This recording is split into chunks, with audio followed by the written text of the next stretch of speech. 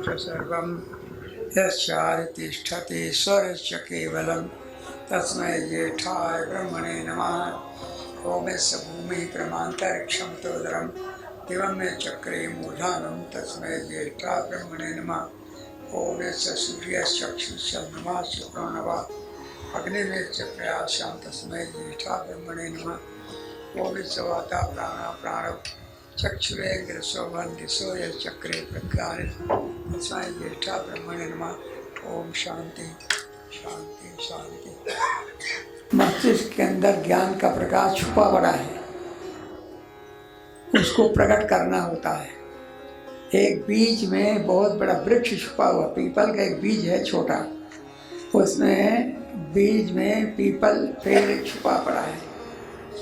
उसको जमीन में जैसे उगता है तो बहुत बड़ा विशाल वृक्ष बन जाता है।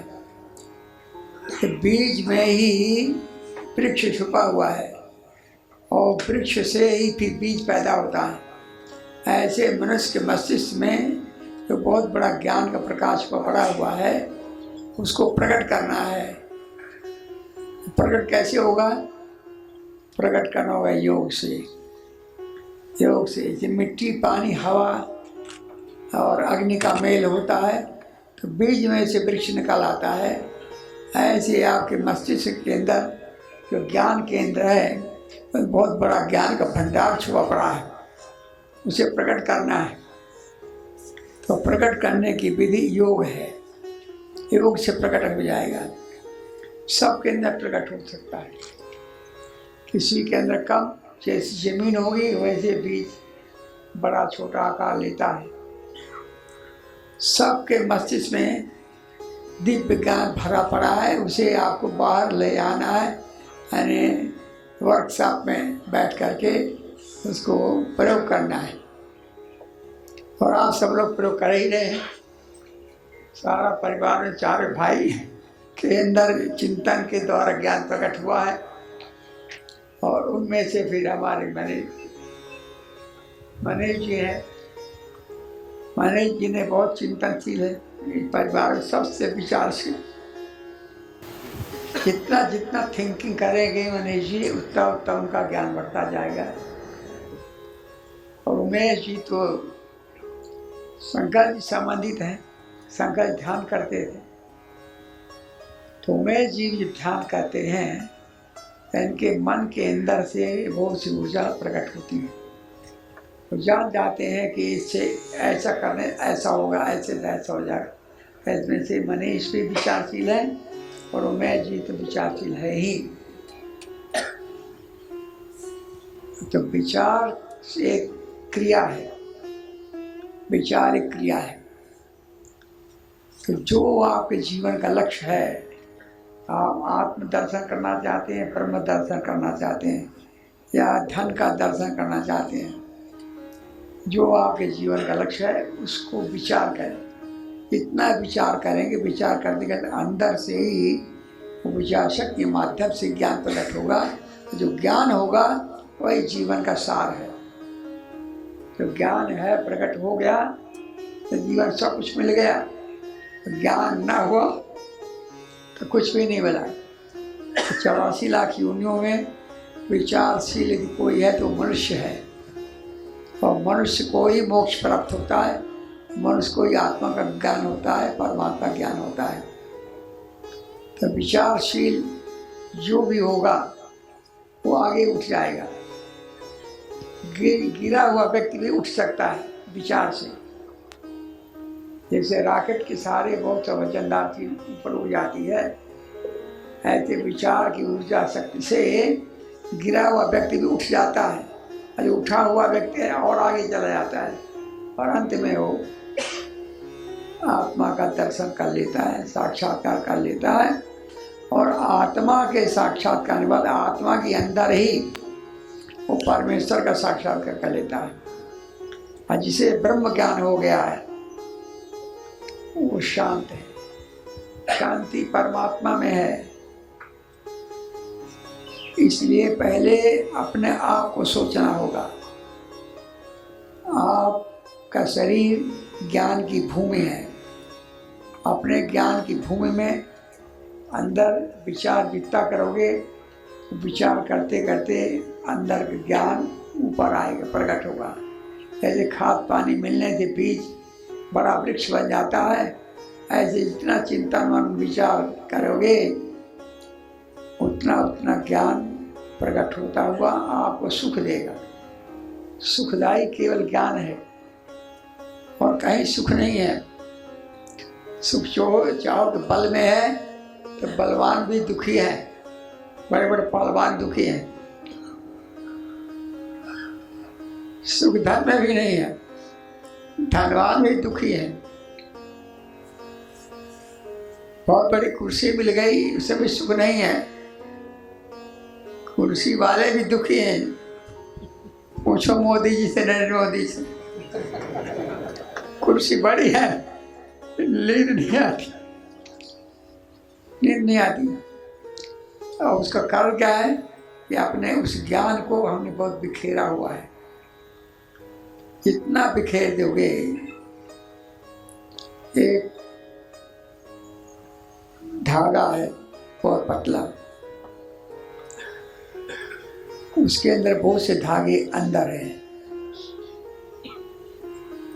जब उसके धागे का असलियत ना पता हो, धागा कहाँ से प्रकट होता है, कहाँ प्रकट होता है धागा, काटन से, कपास से। कपास कहाँ प्रकट होता है, फल में से। और फल कहाँ प्रकट होगा, जमीन में पानी हवा टेम्परेचर मिले तो कपास उगता है।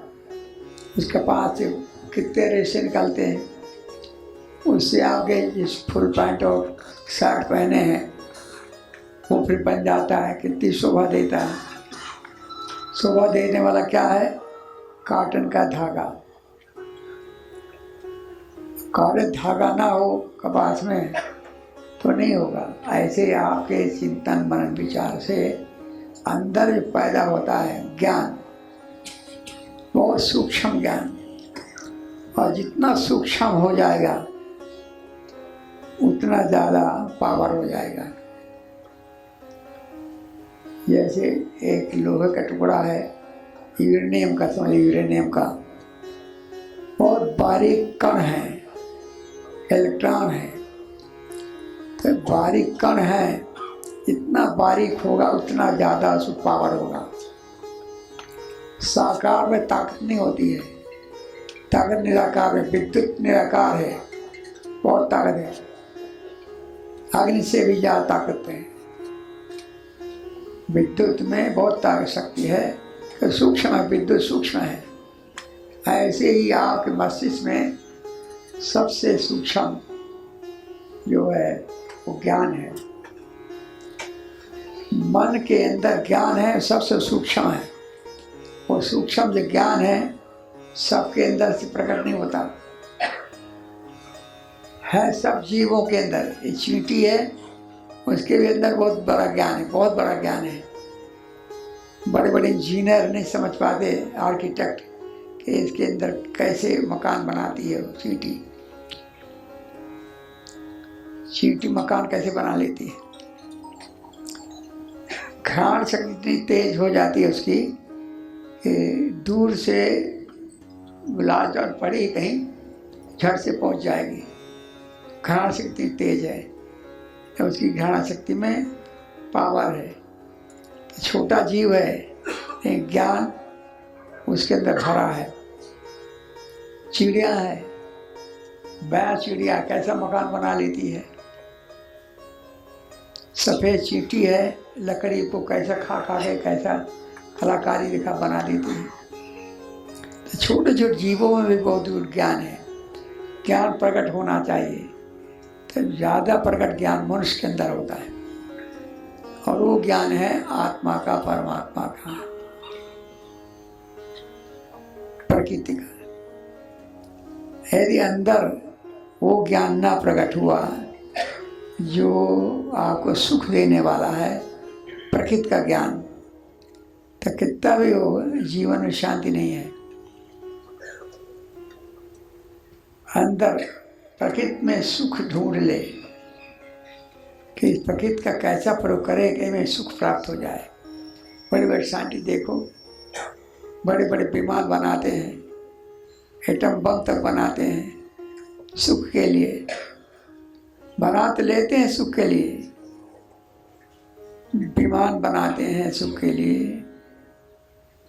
एटॉमिक एनर्जी के बहुत चीज़ें बनाते हैं, लेकिन सुख मिलता नहीं है क्योंकि प्रकट तो कर लिया ज्ञान, प्रयोग भी मालूम नहीं है। ज्ञान है आपके पास, प्रयोग करना नहीं आता तो सुख नहीं मिलेगा। प्रयोग की विधि ज़्यादा जो और आपके गृह जीवन में तो प्रयोग की विधि सबसे जरूरी है। बड़े बड़े बुद्धिमान हैं, बड़ा अच्छा परिवार है, अंबानी जैसा परिवार है, धनवान, लेकिन उनसे पूछो जाके कि आपके अंदर सुख है तो बोलेंगे सुख नहीं है, ब्लड प्रेशर आता है। क्यों? प्रयोग विधि नहीं मालूम है।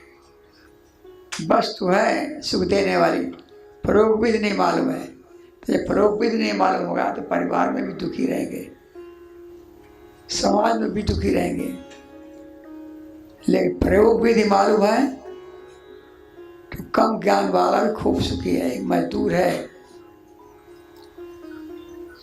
आपका नौकर होगा या चौकीदार चपरासी हो आपका, लेकिन वो विचारशील है, दिन भर चौकीदार विचार करता रहता है। विचार करते करते उस चौकीदार चपरासी के अंदर एक दिव्य ज्ञान प्रकट हो जाता है, अपने मालिक को गाइड करता, जैसे संजय धृतराष्ट्र को गाइड करता था।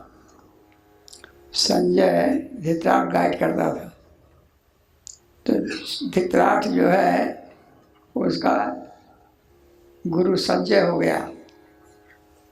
संकट में आता धृतराष्ट्र, संजय समझा देते कि ऐसा करो, ऐसा जो कर रहे हो ऐसे आपकी बदनामी है। तो संजय को गुरु बना करके धृतराष्ट्र पूछते थे कि बताओ क्या करना चाहिए। चित्त विह्वल है, अशांत है। तो संजय समझाता था कि आप दूसरे के संपत्ति का हरण करोगे, दूसरे की चेयर है उस पर आप बैठोगे तो आपको सुख नहीं मिलेगा। जिसका अधिकार उसको दे दो तभी सुख मिलेगा। तो संजय समझाता, कुछ अंदर से धक्का लगता था मस्जिद में। तो धृतराष्ट्र भी दुखी था कि दूसरे की संपत्ति का हरण कर लिया था।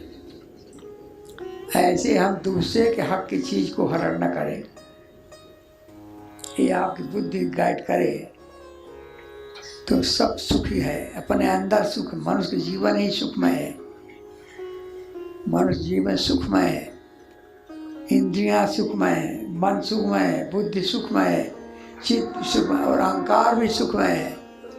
अहंकार सबसे ज़्यादा सुख देता है क्योंकि अहंकार आपकी आईडी बताता है, आपकी आईडी बता अहंकार की आप कौन हो। तो इसलिए अहंकार बुरा नहीं है, जो आपका परिचय देवे, आपका आईडी सही बतावे, वो अहंकार बड़ी सुखदायी है। तो अहंकार को अपने जीवन में समेट के रखना, ज़्यादा बिखेरना नहीं, बिखेरेंगे तो डिस्टर्ब कर देगा वो। समेट के अपने अंदर रखेंगे तो दिव्य ज्ञान प्रकट करेगा, दिव्य ऊर्जा देगा। अहंकार आपकी आईडी बताएगा। जैसे पासपोर्ट लेते हैं, कहीं जाओ तो बता आईडी, पासपोर्ट, आधार कार्ड, ये आपकी आईडी है। तो अहंकार आपका आधार कार्ड समझो या पासपोर्ट समझो, आपको परिचय वही देता है। तो सबसे बढ़िया परिचय देने वाला जी, उसको संभाल के रखना होता है। पासपोर्ट गुम गया, आईडी गुम गई तो कितना भी आपको जमा कर प्रमाण नहीं माना जाएगा। और उसको दिखा दो, कार्ड को दिखा देते मेरी आईडी है। ऐसे हमारा जीवन आपका आईडी देता है कि आप कौन हो, परमात्मा के कितने निकट हो और परमात्मा कितनी दूरी हो। तो हमारा मानव जीवन श्रेष्ठतम जीवन है। इससे जीवन में जो विचारशील है, जैसे हमारे उमेश जी विचारशील हैं, तो उमेश जी विचारशील व्यक्तित्व है, खूब विचार करते हैं। विचार करने से उनके अंदर ज्ञान बहुत कुछ प्रकट हो चुका है और उसका प्रयोग भी करते हैं जीवन में, जीवन प्रयोग करते हैं। नम्रता है, अच्छे शुद्ध भाव है, संत सेवा भी करते हैं और व्यापार में भी वृद्धि करते हैं। तो आपका शरीर मानव का सबसे श्रेष्ठ है जो परमात्मा तक पहुंचा देता है। तो श्रेष्ठ जीवन को श्रेष्ठ कर्म में ले जाना लगाना होगा। श्रेष्ठ कर्म लगाओगे तो आप भी सुखी होगा, दूसरों को सुख देगो। सारा परिवार, ये सब चारों भाई लोगों ने श्रेष्ठ कर्म करते हैं और श्रेष्ठ कर्म के लिए उनकी उत्तम बुद्धि है, बुद्धि को श्रेष्ठ कार्य प्रयोग करते हैं तो स्वयं को सुख मिलता है और दूसरे को भी सुख दे रहे हैं। तो हम सारा परिवार को आशीर्वाद देते हैं, धन्यवाद देते हैं। जो काम आपने किया है, कर रहे हैं और आगे करने वाले हैं, उसी के द्वारा इस जीवन में आपको उस लक्ष्य तक पहुँचा रहे हैं जिस लक्ष्य के लिए लोग तपस्या करते हैं। कर्म करने वाले कर्म करते हैं, ज्ञान वाले ज्ञान प्राप्त करते हैं। ज्ञान कर्म उपासना तीन चीज़ें हैं, ज्ञान कर्म उपासना। ज्ञान लाइट है जिससे आप देखो क्या करना क्या नहीं करना। अब कर्म करोगे, कर्म करने से उपलब्धि होगी, जो उपलब्धि होगी वो उपलब्धि आपके जीवन में आनंद की होगी, ज्ञान की होगी। और वो ज्ञान को जहाँ अप्लाई करोगे, जिसके साथ जोड़ोगे ज्ञान को, उतना ही आपको आनंद आएगा। तो सारा परिवार में ये भी है, ज्ञान तो है, कर्म भी अच्छा करते हैं और प्रभु की उपासना में विलीन रहते चारों भाई। और बच्चे भी इसी मार्ग पे जा रहे हैं। और विशेष करके उमेश भाई के अंदर दिव्य प्रतिभा प्रकट हो रही है जो आगे उनको बहुत ऊंचाई पर ले जाएगी। हम सब सारा परिवार को आशीर्वाद देते हैं। संतों के जब संत मिलते हैं, आपको गन्ने का टुकड़ा मिल गया, उसको आप कैसे चरखी दाग निचोड़ते हो, मीठा रस ले लेते हो, चुपता फेंक देते हो। ऐसे ही आप लोग जिस संत के पास बैठे, मिले, चर्चा किए, उसका जो दिव्य ज्ञान है आप अपने पास रख लेते हो। जितने संत मिले तो सब संतों का ज्ञान आप ले लेते हो। तो कितने संत आए होंगे, उन सब का ज्ञान निचोड़ा आपने, तो कितना अमीर हो गए, ज्ञान के धनी हो गए। और एक ज्ञान का धनी ध्यान रखना, एक ज्ञान का धनी सतत जीवन में आनंद देता है और आनंद देकर मुक्ति भी दे देता है। बहुत बहुत आशीर्वाद, सब लोग सुखी रहो।